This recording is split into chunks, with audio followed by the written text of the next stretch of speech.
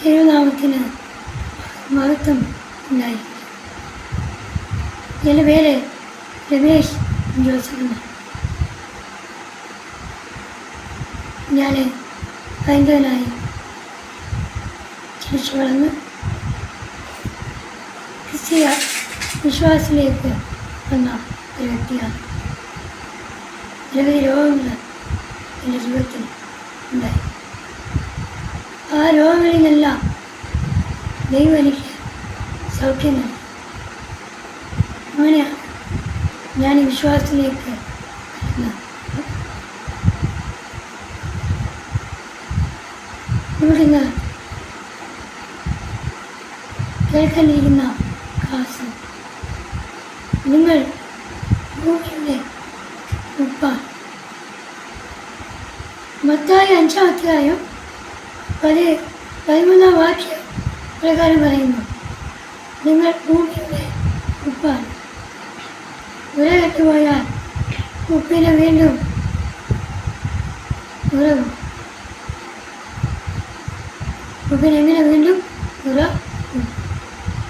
പുറത്തേക്ക് വലിച്ചെറിഞ്ഞ് മനുഷ്യരാൽ ചവിട്ടപ്പെടാനല്ലാതെ മറ്റൊന്നിനും അത് ഒഴുകി. നമ്മൾ ചിന്തിക്കണം, നമ്മളെ ദൈവം ഉപമിക്കുന്നത് ആരായിട്ട്? നിങ്ങൾ ഭൂമിയുടെ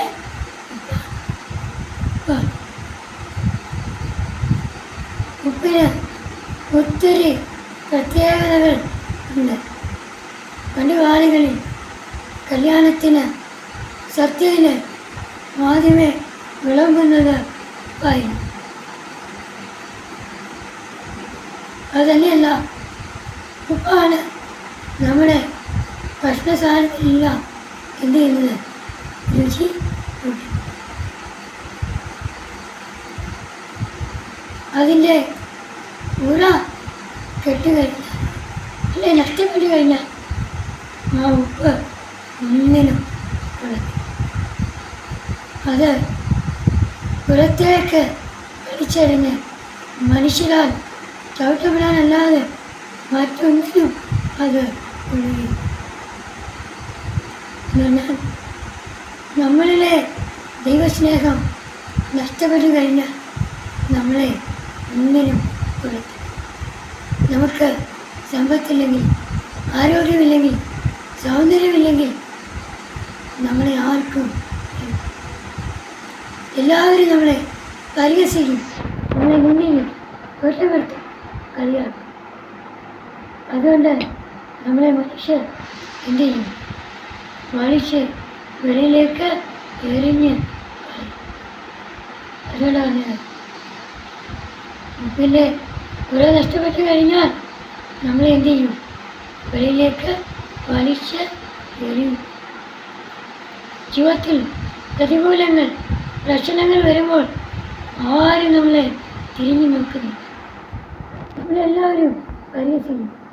അവനങ്ങനെ പറഞ്ഞു, അവർക്ക് അങ്ങനെ വരണം. എല്ലാവരും നമ്മൾ എന്ത് ചെയ്യും? പഠിച്ച് എറിയാം.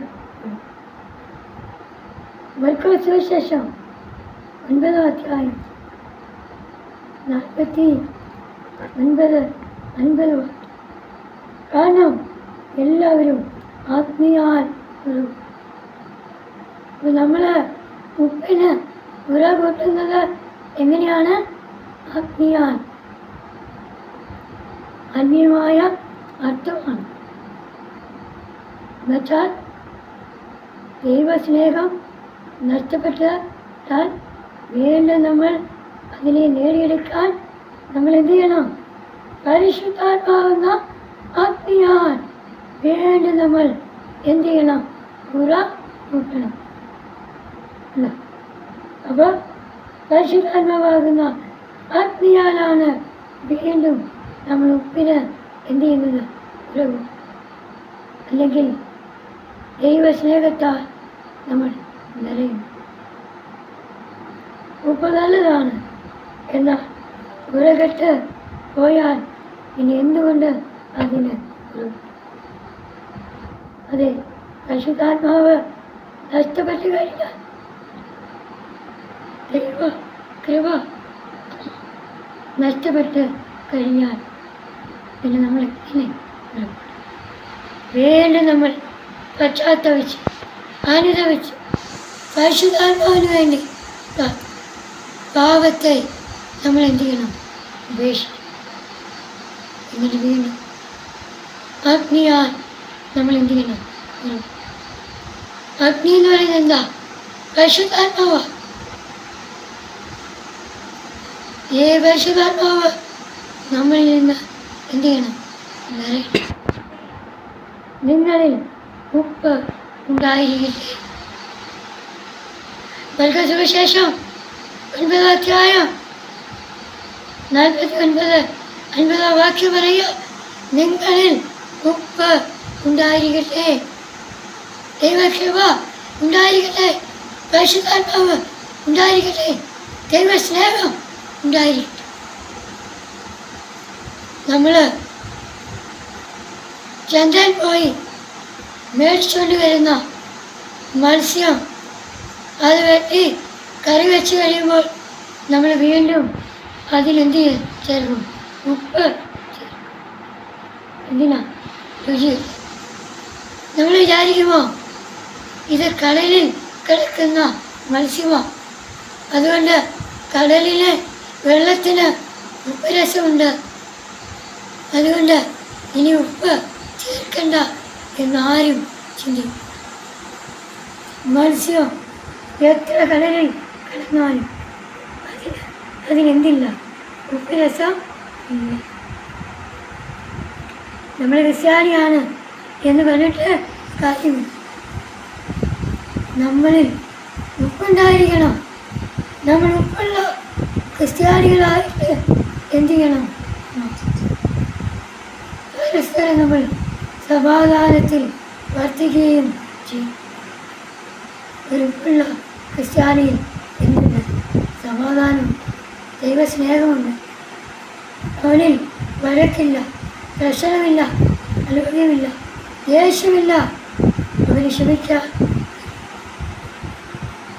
ലൂക്കോസ് സുവിശേഷം 14 അധ്യായം 34-35 വാക്യം ഇപ്രകാരം പറയും, ഉപ്പ് നല്ലതന്നെ,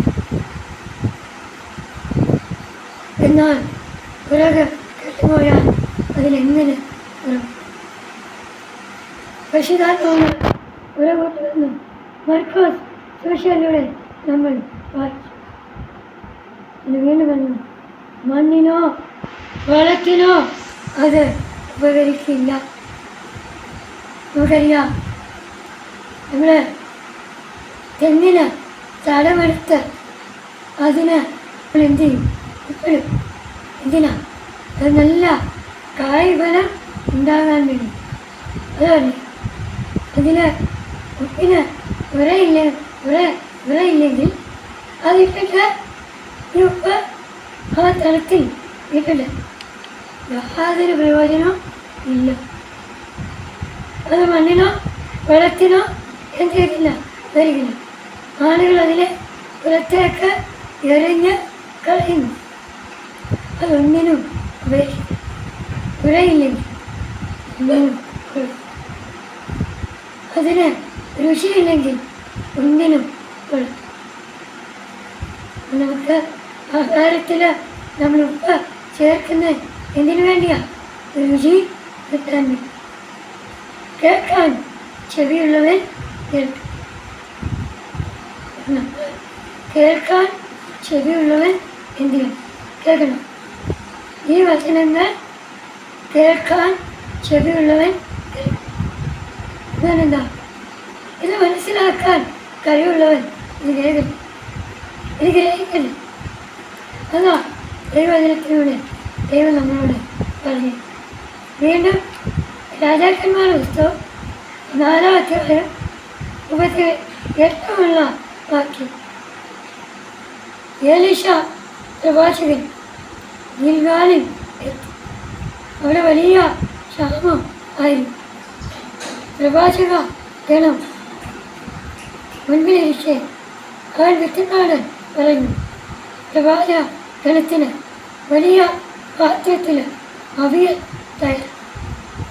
അവൻ ഒരാൾ വയലിൽ നിന്ന് സസ്യങ്ങൾ ശേഷിച്ചുപോയി ഒരു കാട്ടുമുന്തിരി കാണുകയും അതിൽ നിന്ന് മഴ നിറയെ കായ്കൾ വലിച്ചെടുക്കുകയും ചെയ്തു. അവ എന്താണെന്ന് മനസ്സിലാക്കാതെ മുറുക്കി പാത്രത്തിൽ. അനന്തരം അവിയൽ വിളമ്പി. പശുവിളങ്ങിയപ്പോൾ അവർ നിലവിളിച്ചു. ദേവീശ പാത്രത്തിൽ മരണം പതിരി. അവർക്ക് ഭക്ഷിക്കാൻ കഴിഞ്ഞു. നോക്കിയ അവിയലിൽ വിഷം കലർന്നപ്പോൾ ഏലീശ പ്രവാചകൻ കുറച്ച് മാവ് ആ പാത്രത്തിലിട്ട് അതിനെ എന്ത് ചെയ്തു? ശുദ്ധീകരിച്ചു. എന്നിട്ട് അത് വിളമ്പി മറ്റുള്ളവർക്ക് കൊടുത്തു. അതിലെ അപകടം, മരണം നീങ്ങി. തീയെ പൊടി എന്ന് പറയും. എന്താണ്? ഉപ്പ്. ഉപ്പിട്ട് ആ ഭക്ഷണപദാർത്ഥം വിശദീകരിച്ചപ്പോൾ അതെന്തായി മാറി? നിശുദ്ധിയുള്ളതായി മാറി. അതിലെ വിഷം മാറി. ഉപ്പിന് ഒരുപാട് പ്രത്യേകതകൾ ഉണ്ട്. നമ്മളിന്ന് വചനത്തിലൂടെ എന്ത് ചെയ്യണം? മനസ്സിലാക്കും. വീണ്ടും 2 രാജാക്കന്മാരുടെ പുസ്തകം 2-ാം അധ്യായം 19 വാക്യം. നഗരവാസികൾ എലീശയോട് പറഞ്ഞു, അങ്ങ് കാണുന്നില്ലേ, ഈ പട്ടണം ജീവിക്കാൻ പറ്റിയതാണ്. എന്നാൽ വെള്ളം മലിനവും നാട് പല ശൂന്യം. എലീശ പറഞ്ഞു, ഒരു പുതിയ പാത്രം കൊണ്ടുവന്ന് അതിൽ ഉപ്പ് ഇടുവിൻ എന്ന്. അവൻ ഉറവയ്ക്ക് അടുത്ത് ചെന്ന് ഉപ്പ് അതിലിട്ടുകൊണ്ട് പറഞ്ഞു, കർത്താവ് അളിച്ചിരുന്നു, ഈ വെള്ളം ശുദ്ധീകരിക്കുന്നു. ഇനി ഇത് മരണത്തിനോ ഫലശൂന്യതയ്ക്കോ കാണും. വൈകെ ആ ദേശത്തുള്ള വെള്ളമെല്ലാം മലിനം ആയിരുന്നു. കിണറുകളും നദികളും എല്ലാം എന്തായിരുന്നു? മലിനമാണ്. അവിടെ ഫലശൂന്യമായിരുന്നു. അവിടെ എന്തോ നട്ടാലും അത് കിളി, പക്ഷെ ഫലം ഉണ്ടാകും. ഏലീശ ആ വെള്ളത്തിൽ എന്ത് ചെയ്തു? ഉപ്പിട്ട് അതിനെ എന്ത് ചെയ്തു? വിശദീകരിച്ചു. അങ്ങനെ ജലം, അങ്ങനെ അവിടെ പല അവിടെയുള്ള വിഷയങ്ങളിൽ എന്തുണ്ടായി? ഫലം ഉണ്ടായി. നോക്കിയ വെള്ളം ഉപ്പിട്ട് വെള്ളം പ്രാർത്ഥിച്ച് ഒഴിച്ചപ്പോൾ ഫലമുണ്ടാകാത്ത വൃക്ഷങ്ങളെല്ലാം എന്തുണ്ടായി? ഫലം ഉണ്ടായി. എന്നെ കേൾക്കുന്ന ഇന്ന് വചനത്തിലൂടെ ദൈവം നമ്മളോട് പറഞ്ഞത്, നിങ്ങൾ ഭൂമിയുടെ ഉപ്പാണ്. ഈ ഉപ്പിൻ്റെ ഉറ നഷ്ടപ്പെട്ടു കഴിഞ്ഞാൽ അതൊന്നിനും കൊള്ളും. നമ്മളിലെ ദൈവസ്നേഹവും ദൈവകൃപയും നഷ്ടപ്പെട്ടാൽ നമ്മളെ ഒന്നിനും കൊള്ളും. നമ്മളെ മനുഷ്യരാൽ എന്ത് വലിച്ച് എറിഞ്ഞ് കളയും.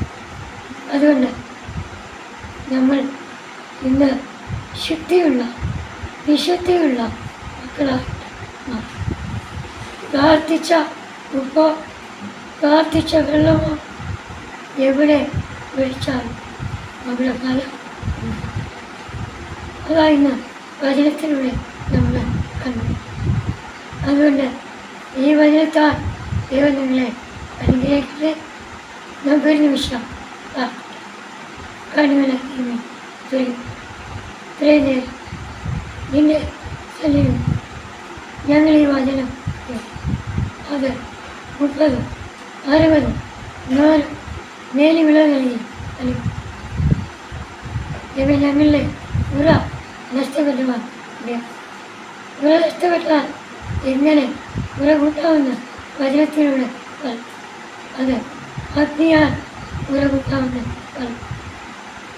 വീടുകൾ നഷ്ടപ്പെട്ട മണ്ണിനോ വെള്ളത്തിനോ അത് പോയി ഒന്നിനും ദൈവമേ ഞങ്ങളെ നാടിനോ ദേശത്തിനോ ബന്ധുക്കളിലോ വിധകളിലോ സ്നേഹിതനിലോ ഞങ്ങളെ ഒന്നിനും കൊള്ളാത്തവരായി ഞങ്ങൾ അതുകൊണ്ട് ഞങ്ങൾ ഇന്നുമുള്ള ഉൾക്കൊള്ളവരാ ഞങ്ങളെ നീ മാറ്റണമെന്ന്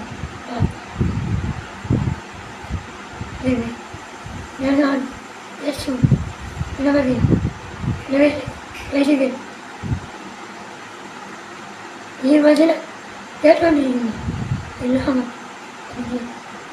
എല്ലാവർക്കും സൗഖ്യങ്ങൾ മാനസാന്തം ദൈവകൃപ എല്ലാവരും ഈ വചനം ഇതിൻ്റെ വിത്ത് എല്ലാവരും ഫലം ഉളവാക്കണമെന്ന് ഞാൻ പ്രാർത്ഥന ശ്രദ്ധ വെച്ച് കരുതലായി മാറി മാത്രം യേശുവിൻ്റെ ധന്യമുള്ള നാമത്തിൽ തന്നെ നിങ്ങളുടെ വിലയേറിയ പ്രാർത്ഥനകൾ ഈ നമ്പറിൽ ഈ ഫോൺ നമ്പറിൽ അറിയിക്കും ഞാൻ നിങ്ങൾക്ക് വേണ്ടി പ്രാർത്ഥിക്കും.